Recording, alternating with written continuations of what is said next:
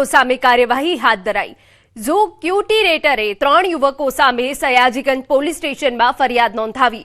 યુવકોએ પ્રતિબંધિત વિસ્તારમાં પ્રવેશ કરી દીપડાના વાડામાં કૂદી પજવણી કરી અને તેની રીલ બનાવી સોશિયલ મીડિયા પર વાયરલ કરી હતી।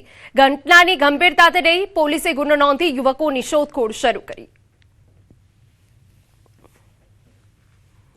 ઝૂ જોવા આવતા સહેલાણીઓ દ્વારા નો એન્ટ્રીના વિસ્તારમાં પ્રવેશ કરીને આ દીપડાની જે રીલ વાયરલ કરવામાં આવી છે તેની સામે સજાગ તંત્રે તાત્કાલિક ધોરણે પોલીસ ફરિયાદ દાખલ કરવામાં આવી છે અને વન્યજીવન અધિનિયમ 1972 હેઠળ ઝૂના પ્રાણીઓની પજવણી અને પ્રતિબંધિત વિસ્તારમાં પ્રવેશ કરવા બાબતની કલમો દાખલ કરી અને ગુનો નોંધવા સયાજીગંજ પોલીસ સ્ટેશનને અરજી આપવામાં આવેલી છે।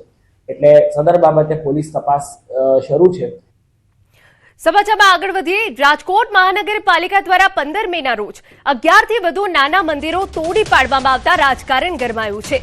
કાર્યવાહીના વિરોધમાં રાજકોટ શહેર કોંગ્રેસ પ્રમુખની આગેવાનીમાં કાર્યકરોએ ત્રિકોણબાગ ખાતે ગદા સાથે અનોખું પ્રદર્શન કર્યું હતું। શ્રીરામ જય રામની ધૂન અને સૂત્રોચ્ચાર સાથે ભાજપ સરકાર પર હિન્દુ વિરોધી માનસિકતા ધરાવવાનો અને આસ્થાને ઠેસ પહોંચાડવાનો આક્ષેપ કર્યો હતો। ભાજપ રામના નામે ચૂંટણી જીતીને હવે હનુમાનજીના મંદિરો પર બુલડોઝર ચલાવતી હોવાનો આરોપ લગાવતા શહેરમાં ભારે રાજકીય ગરમાવો આવ્યો હતો।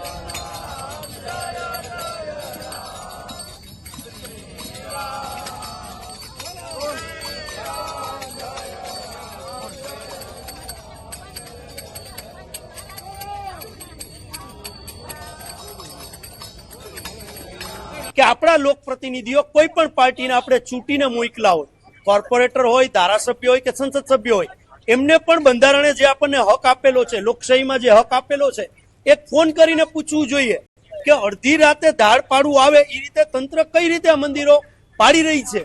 તો હું આપના માધ્યમથી રાજકોટની ધર્મપ્રેમી જનતાને પણ વિનંતી કરી રહ્યો છું કે આપે જેને ચૂંટીને મોકલા છે કોઈ પણ પાર્ટીના